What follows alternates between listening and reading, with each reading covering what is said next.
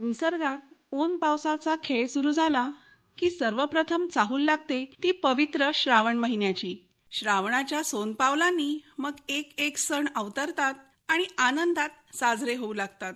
भावाच्या दीर्घायुष्यासाठी अनेक बहिणी नागचौथीचा उपवास करतात. नागपंचमी दिवशी नागराजाला दूध आणि लाह्या अर्पण करून मनोभावे पूजा करून भावासाठी प्रार्थना करतात. नागपंचमी होते न होते तोच बाजारात रंगबिरंगी राख्यांचे जणू ताटवेच फुलतात.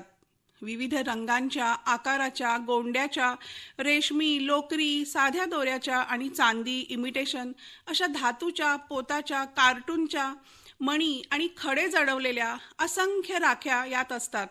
अगदी 5 पासून 500 रुपयांपर्यंत. प्रत्येक बहीण आपल्या भावाच्या आवडीनुसार राखी खरेदी करते. आई किंवा बाबांचा हात धरून लाडक्या भावासाठी राखी विकत घ्यायला आलेल्या इवलुशा बहिणींचे राख्या पाहून आनंदाने हरखून गेलेले चेहरे पाहताना आपणही आनंदून जातो. आपल्या हिंदू धर्मात सणांची रेलचेल आहे. त्यात श्रावण पंचमी दिवशी साजरा होणारा नागपंचमीचा सण आणि श्रावण पौर्णिमेला म्हणजेच नारळी पौर्णिमेला साजरे होणारे रक्षाबंधन आणि अश्विन महिन्यात येणारी भाऊबीज हे तिन्ही खास भावा बहिणीच्या प्रेमातला ओलावा, गोडवा वाढवणारे सण. राखी पौर्णिमा किंवा रक्षाबंधन यात बहीण भावाला राखी बांधते. भाऊ राखी बांधून घेताना बहिणीला तो नेहमीच तिच्या पाठीशी उभा असल्याची खात्री देतो. रक्षाबंधन हा सण आपल्याकडे भारतीय संस्कृतीतील प्रमुख सणांपैकी खूप महत्त्वाचा आणि सगळ्यांचा आवडता सण आहे. खरं तर हा सण म्हणजे उत्सव आहे. त्याला धार्मिक गोष्टींचं बंधन नाही. राखी अर्थातच हा साधासुधा धागा नाही बरं का. यामागे असणाऱ्या भावना अत्यंत वेगळ्या, खूप उत्कट आहेत. भावानं बहिणीला तिच्या रक्षणाचं दिलेलं वचन खूप महत्त्वाचं असतं. दरवर्षी साधारण ऑगस्ट महिन्यात आपण रक्षाबंधन सण साजरा करतो. हिंदू पंचांगानुसार श्रावण महिन्यातील पौर्णिमेला हा सण साजरा केला जातो. पूर्वापार ही परंपरा चालत आली आहे. या परंपरेबद्दल अनेकांना कुतूहल असतं. या सणाला नेमकी कशी सुरुवात झाली? यामागे नक्की काय कथा आहे, काय आख्यायिका आहे? रक्षाबंधनाचा इतिहास काय आहे? हा सण भावा बहिणीतील स्नेह, प्रेम आणि उत्सव अशा मिश्र भावनांचा सण आहे. देशभरात हा सण वेगवेगळ्या नावानं साजरा होतो. उत्तर भारतात कजरी पौर्णिमा तर पश्चिम भारतात नारळी पौर्णिमा या नावानं हा सण साजरा होतो. राखी, राखी या शब्दामध्येच रक्षण कर म्हणजे राख, सांभाळ कर असा संकेत देण्यात आला आहे. त्यामुळेच हा अर्थ लक्षात घेता या दिवशी प्रेमाचा रेशमी धागा आपल्या लाडक्या आणि कर्तबगार भावाच्या मनगटावर बांधून त्याच्याकडून रक्षणाचं वचन अर्थातच रक्षणाचं अभय घेणं अशी ही छान प्रथा आहे. खरं तर नात्याचं रक्षण करणं हा यातील मूळ अर्थ आपण लक्षात घ्यायला हवा.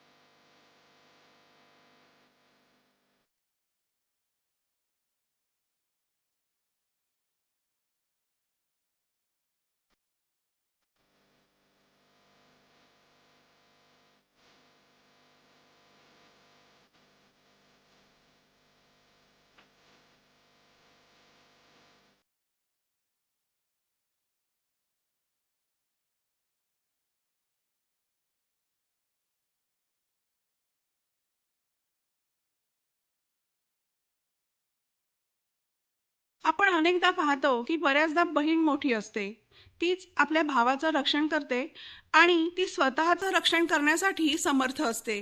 पण स्त्री कितीही कमावती, मोठी असली तरीही तिचा तिच्या भावावर असणारा विश्वास या स्नेहाच्या धाग्यातून दिसून येतो.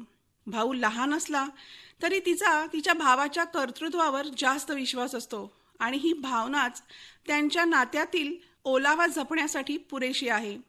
राखी पौर्णिमा साजरी करण्यामागची हीच खरी पवित्र भावना आहे. भावा बहिणीचं नातं हे भांडणाचं, खोडीचं, तरीही तितक्याच प्रेमाचं असल्यानं हा केवळ धागा नसून या धाग्याला नात्याचं महत्त्व आहे.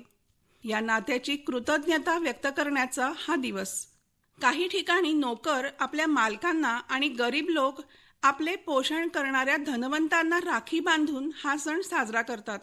ही पद्धत उत्तर भारतात दिसून येते.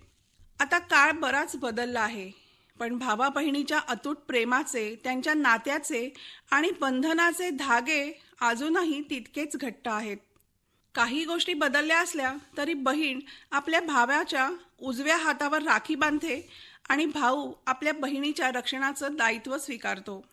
कोणत्याही धाडसी शूरवीर पुरुषाने आपल्या आसपासच्या सर्व महिलांचे, दुर्बल, वृद्ध, आबाल, अपंगांचे रक्षण करणे हा धर्म समजण्यात येतो. पुराणात सांगितल्याप्रमाणे श्रावण पौर्णिमेला भटजी अर्थात पुरोहितांनी दिलेले आशीर्वाद पवित्र मानण्यात येतात. या रक्षाबंधन सणाला ऐतिहासिक महत्त्व देखील आहे. मध्ययुगीन भारतात बाहेरील आक्रमणांपासून महिलांचे रक्षण करण्यासाठी हा सण साजरा करण्यात येत असे. त्या काळी अनेक वेळा मुसलमानांचे आक्रमण होत असे. त्यामुळे रक्षणकर्त्या भावाच्या मनगटावर राखी बांधण्याच्या या पवित्र संस्कृतीला तेव्हापासून धार्मिक महत्त्व प्राप्त झाले आहे.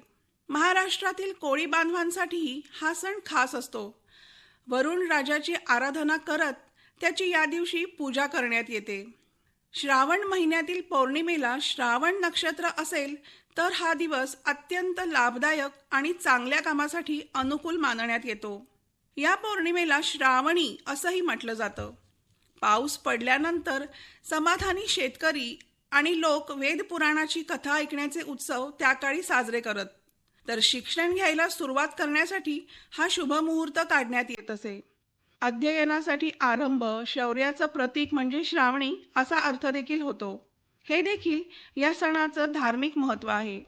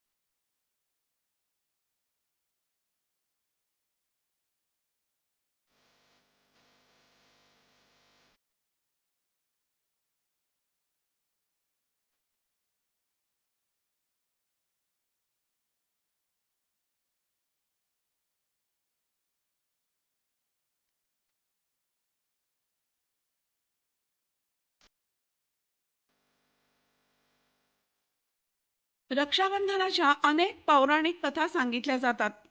अगदी पूर्वपरंपरागत एक आख्यायिका अशी की पूर्वी देव आणि दानवांच्या युद्धात दानवांच्या शक्तीपुढे देवांचं काही चालत नव्हतं. दानवांचा राजा वृत्रासूर यानं देवांचा राजा इंद्राला युद्धाचं आव्हान दिलं. इंद्राने आपले वज्र उचलले आणि निघाला युद्धाला. त्यावेळी इंद्रदेवाला विजय मिळावा म्हणून त्याची पत्नी शची अर्थात इंद्राणीने विष्णूकडून मिळालेला धागा इंद्राच्या हातावर बांधला. या राखीच्या प्रभावानं इंद्राला आत्मविश्वास मिळाला. या युद्धात विजय मिळेल अशी इंद्राणीची श्रद्धा होती. त्याप्रमाणे इंद्रदेवाचा विजय झाला आणि गेलेलं वैभव परत मिळालं. या प्रसंगाची आठवण म्हणून मनगटावर राखी बांधण्याची प्रथा सुरू झाली असं मानतात. दुसरी कथा म्हणजे बळीराजा अश्वमेध यज्ञ करत होता. त्या क्षणी तिथं भगवान विष्णू वामन अवतार घेऊन आले. बळीराजा त्याच्या दानशूरपणासाठी फारच प्रसिद्ध होता. तेच पाहण्यासाठी भगवान विष्णू वामन अवतार घेऊन त्याच्या समोर उभे ठाकले. त्यांनी बळीराजाला 3 पावलं जमीन दान करायला सांगितलं. बळीराजा लगेच तयार झाला. त्याने वामन अवतारूपी विष्णूंना जमिनीवर 3 पावलं ठेवण्यास सांगितली. विष्णूंनी पावलं मोजण्यास सांगितलं. त्यावेळी विष्णूंच्या एका पावलात पृथ्वी सामावली, दुसऱ्या पावलात स्वर्गलोक आणि तिसरं पाऊल त्यांनी बळीराजाच्या डोक्यावर ठेवून त्याला थेट पाताळात ढकलून दिलं. बळीराजानं तो महिमा पाहून पाताळात राहण्याचा निर्णय मान्य केला. मात्र त्याने विष्णूंकडे एक वचन मागितलं. बळीराजा म्हणाला की मला असा आशीर्वाद द्या की इथून कोणत्याही क्षणी तुमच्याकडे पाहू शकेन. कोणत्याही क्षणी मला तुमचं दर्शन व्हावं. हा आशीर्वाद देवानंही मान्य केला आणि बळीराजासोबत पाताळात राहणं पसंत केलं. त्यामुळे देवी लक्ष्मीला भगवान विष्णूंचं दर्शन दुर्लभ झालं. त्यांना चिंता वाटू लागली. त्यावेळी भ्रमंती करणाऱ्या नारद मुनींनी ही गोष्ट हेरली. त्यांनी भगवान विष्णूंची चौकशी केली. त्यावेळी नारद मुनींना सगळा प्रकार कळला. विष्णूंना वैकुंठात परत बोलावण्यासाठी काय करावं याचा उपाय लक्ष्मी देवीनं नारदांना विचारला.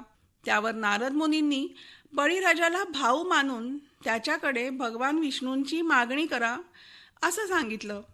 ठरल्याप्रमाणे माता लक्ष्मी पाताळात गेल्या आणि विष्णूंना पाहून रडू लागल्या.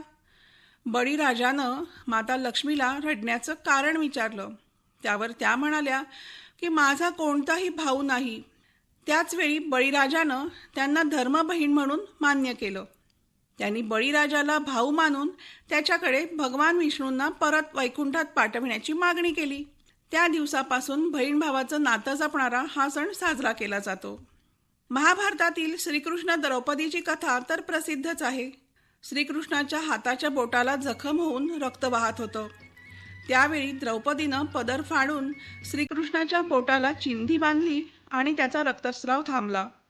तेव्हाच श्रीकृष्णानं द्रौपदीचं रक्षण करण्याचा संकल्प केला आणि आजीवन द्रौपदीचा भाऊ बनून तिचं रक्षणही केलं.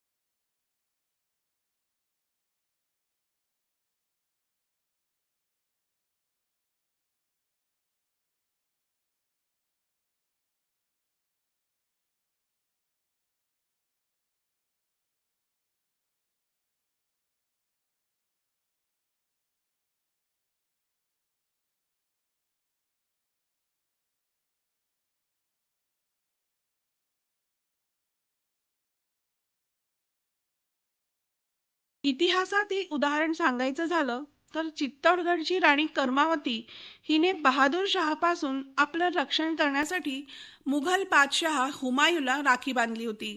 राखी बांधल्यानंतर राजा हुमायूने राणी कर्मावतीच्या रक्षणासाठी आपल्या प्राणांची बाजी लावली. आजकाल अनेक शालेय विद्यार्थिनी महिला आठवणीनं सीमेवर रक्षण करणाऱ्या भारतीय जवानांना राखी आणि मिठाई पाठवून फौजी जवानांप्रती कृतज्ञता व्यक्त करतात. काळ कितीही बदलला तरी आजही भावा बहिणीच्या प्रेमाच्या रक्षाबंधन सणाचं महत्त्व अबाधित आहे. आता तर सोशल मीडियाच्या युगात वेगवेगळ्या पद्धतीनं रक्षाबंधन शुभेच्छा संदेशही पाठवले जातात. इतकंच नव्हे तर ऑनलाईन राखी खरेदी करून चॉकलेट किंवा मिठाईसह दूर किंवा परदेशात राहणाऱ्या भावाला पाठवली जाते. आजकाल आपले बरेचसे सण इव्हेंट किंवा मोठा सोहळा म्हणून साजरे केले जातात. अशा गोष्टींना नावं ठेवण्यापेक्षा आपणही काळाबरोबर थोडंफार बदललेलं बरं, नाही का? दुसरी महत्त्वाची गोष्ट म्हणजे भाऊ बहिणीतील प्रेम, माया, आपुलकी वृद्धिंगत करणाऱ्या या सणादिवशी आपल्या लाडक्या बहिणीकडून राखी बांधून घेतानाच समाजातील इतर मुली महिलांकडेही आपली बहीण म्हणून बघण्याचा दृष्टिकोन तमाम पुरुषांमध्ये वृद्धिंगत व्हावा एवढीच इच्छा. समस्त भावा बहिणींना रक्षाबंधनाच्या हार्दिक शुभेच्छा.